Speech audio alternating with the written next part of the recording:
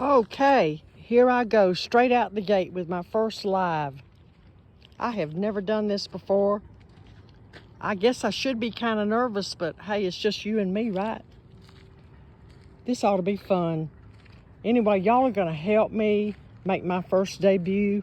You're gonna tell me what I do right, what I do wrong, what I need to change.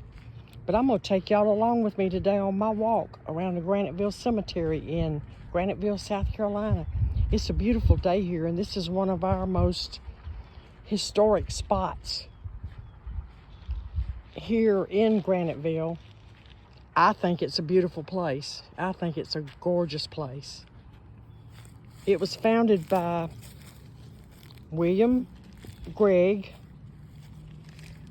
and he was an industrialist that came into Graniteville and started all the Graniteville mills back in the mid-1800s.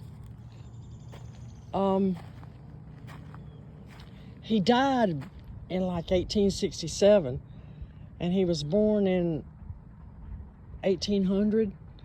So in between that time, he came here and he built the mills, and he founded our little town of Graniteville, and we all kind of grew up around it.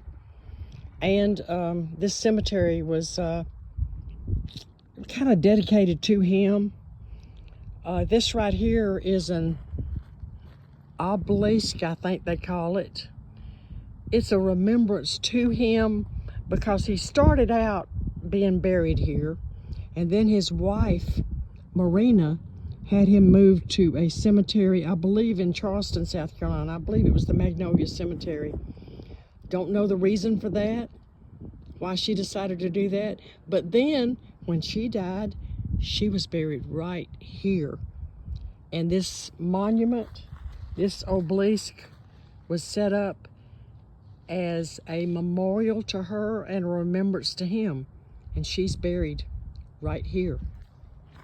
I'm gonna start over here at this beautiful, beautiful cross that was built. I think they put this here around 2015. And it has been such a blessing. So many people come here with prayer groups, with singings, and just have a joyous time looking up at this gorgeous, gorgeous cross. It's like over 8 stories high, and I think like 92 feet of steel. And at night, it has floodlights shining on it, and it lights up, and you can see it all over Graniteville. And it's such a remembrance to all of us of God's saving grace and his love and mercy. It's a wonderful, wonderful place to come and kneel at the foot of the cross and meet God here for a little while and talk. It's a really good place for that.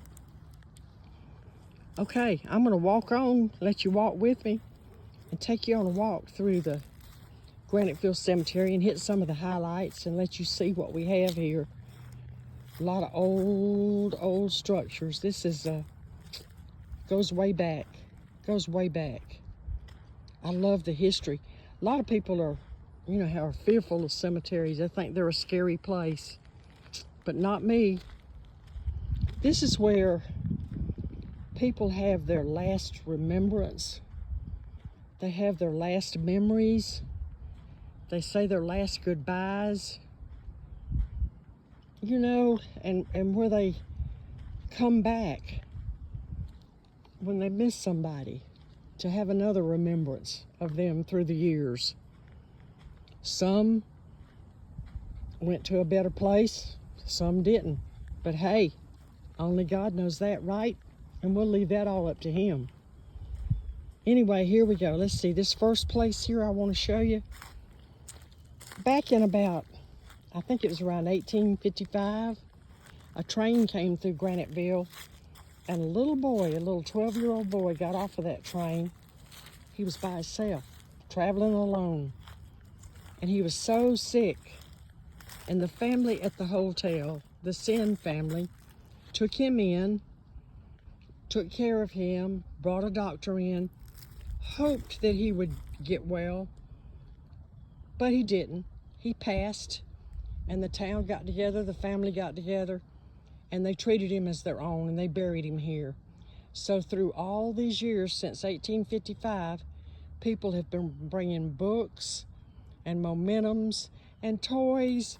Look at all the little toys, the Matchbox cars, anything a little boy would like that he would have never known anything about back when he was around. But, you know, hey, this is what the kids enjoy today, and this is what they think of when they think of giving something to a little boy. Anyway, he's remembered. People still come around because this is a famous place. This is a famous spot. This right here is probably the most famous grave in the whole cemetery. And people take care of it well, and they reverence it well.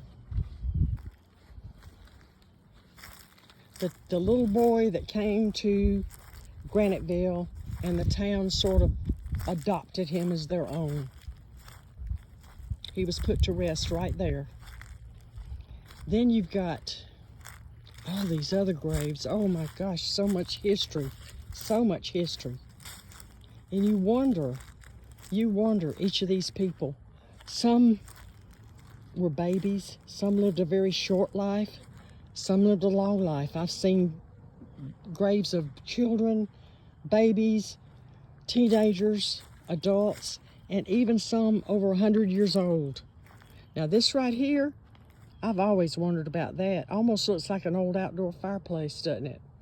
Some kind of fire pit. But there's nothing written on it. Nothing to say what for and why it was built, or for who. It's a pretty interesting piece. I wouldn't touch it. All those bricks, the old history there. I'm sure at one time, where that's broken right there, I'm sure at one time something was written on it, and I'm sure there's somebody that knows about it. But I've never heard or never found a way to find out just what is the story behind that. And on up here you see a lot of graves in here that the tombstones are broken. Like over time they've just been broken in half. Like that one right there, see? And it makes me think of the broken hearts that happened at the loss of a loved one. When some went suddenly, some had a long life. You just don't know. And some of these beautiful remembrances, you just don't see this in the cemeteries nowadays. They've all just got ground plaques. None of these great stone remembrances. And all of these stones in here that you see, 90% of them, or most of them, are granite. Thus, the town of Graniteville. In the beginning, way back in the beginning, there were cedar tombstones.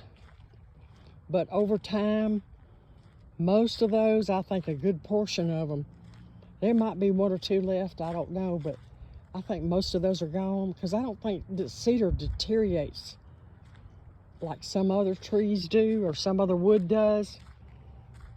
But most of it's gone and been replaced. I think the little lost boy's grave started out with a cedar stone, and then over the years it was replaced. So you see how everybody took care of that little boy.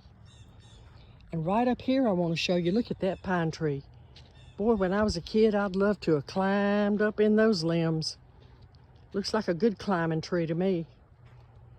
Anyway, right over here, I want you to look at this. This is old history with a modern day twist. Because that right there is a semblance of where Helene paid a visit. Yep. See where that's uprooted back there? It even turned over one of the gravestones when it came through. Yep, modern times and old history right there.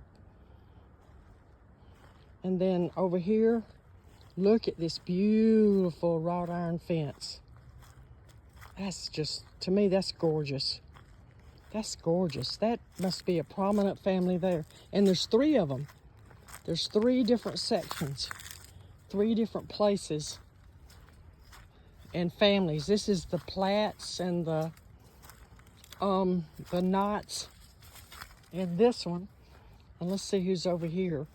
It's let's see, the Thorpes are in that one there, and it's got 4 graves. And then there's one more back here that's got these huge stones representing the family. And this is the Steeles and the Macmillans. Whoever they were, I'm sure they were somebody prominent in the community. Might have been the president of the mill or the mayor of Graniteville, who knows.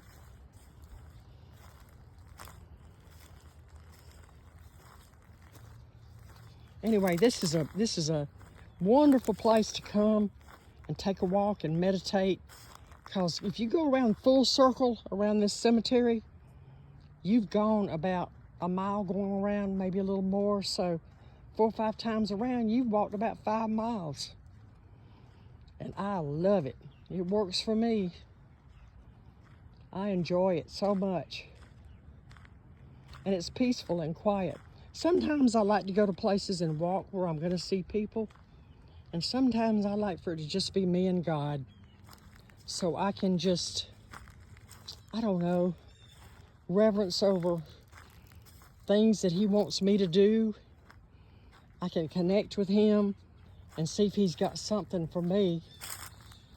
And, you know, I wanted to share with y'all today my, a little bit of my devotional from this morning.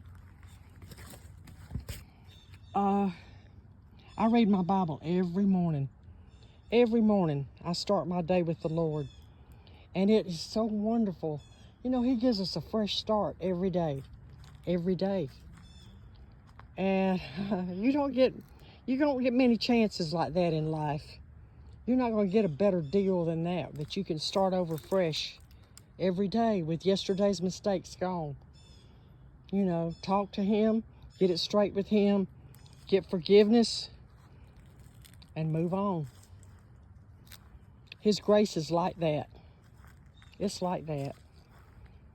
Today the scripture was fan into flame the gift of God that is in you. 2 Timothy 1:6.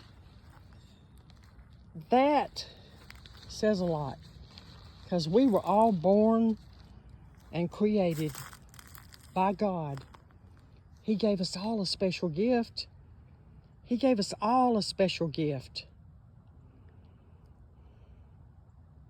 You just have to seek Him and learn what it takes to ignite that fire, to set that gift in motion, to do what He has for you to do. And the only way you can do that is by getting in touch with Him and getting on the path that He has set for you. Wow, look at that tree. Look at that tree. That is a beautiful sight. I'm telling you, God's palette is amazing. It's just amazing. Now we're walking through here. And you know, when I was growing up, they always said, you don't walk across a grave. You don't step on a grave. I don't know if that's so anymore, because in a lot of cemeteries, you can't even tell where most of the graves are. Here's a nicely decorated, well, there's a gazebo. That's a nice place too. People come here like at Christmas and have singings and gather up for Bible study and prayer meetings. Look at that. All the moss on the trees. Wow, it's just beautiful. And then this is a well-decorated grave here. Benjamin Hard. Looks like maybe he was a Civil War veteran. Kind of looks like it, don't it? And all these old plaques are just amazing. I'm gonna walk up here just a little bit further. We won't get to see it all today. No way we'll get to see it all. I wish we could, because there's a place on up toward the front that's fenced in beautifully and well maintained, and it has 3 flags: the United States flag, the South Carolina state flag, and the Confederate flag. And there are 83 Confederate soldiers buried there. And, you know, there's been a lot of controversy over the years over that, but each one of those soldiers that fought, they fought with a dedication and a courage in their heart that they need to be revered for. And I'm thankful that they chose to put in a spot up there for these veterans, and they can be reverenced, they can be remembered, and the spot is taken care of proudly. And this is another fine wrought iron gate, excuse me, I can't talk. Wrought iron gate with the Berry family. Beautiful structures with this magnificent tree with the moss hanging. Look at it coming down over the wrought iron fence. It's just fitting, isn't it? I wish we could get up there further, and I'll take you on another tour starting halfway through later on. But this is just, like I said, my first video. I've never done this before. And you know what? I'm walking, yes indeed, I'm talking, so you can see what's going on. Yeah, what's going on. A little Fats Domino and Marvin Gaye keeps me going on my walk. You're going to find out if you get to know me that music's pretty important to me too. Look at the moss hanging around that monument. Wow, there's just so much to see here. I hate to stop the video, but y'all gonna get bored with me because I'm not that fancy yet with what I can do with this video. But I'm gonna get better. Y'all gonna help me. Y'all are going to critique this, and you're gonna tell me what's good and what's bad, what's right, what's wrong, how much you like me, how much you don't like me. If you do like me, hey, follow me right on and help me along. I'd be so proud to be your friend. I tell you what, I can always use a friend and I can always use a prayer, and I appreciate both. By the way, my name is Rhonda. My grandchildren know me as Rara. My nieces and nephews and one very good best friend call me Aunt Rhonda. And my email friends call me Dixie Sugar. Oh, and my son-in-law calls me Mama R. You can take your pick. I'll answer to either. And being in the South, I'll even answer to Sugar Honey Darling. Anyway, it's been a pleasure. It's been great, and I hope I get to know y'all better. Would love to. And I'm going to get better at this. It won't be so boring next time. But, hey, if you have hung in here with me this long, wow, you just don't know how much I appreciate you. God bless you. God bless all of you with a wonderful rest of the day. And I'm going to try to see you again tomorrow. There's a helicopter going over. You can hear it. Anyway, I'm going to sign off now and wish you Godspeed. And I'm telling you, this is going to get better, so come back and see me, y'all. You hear? Bye.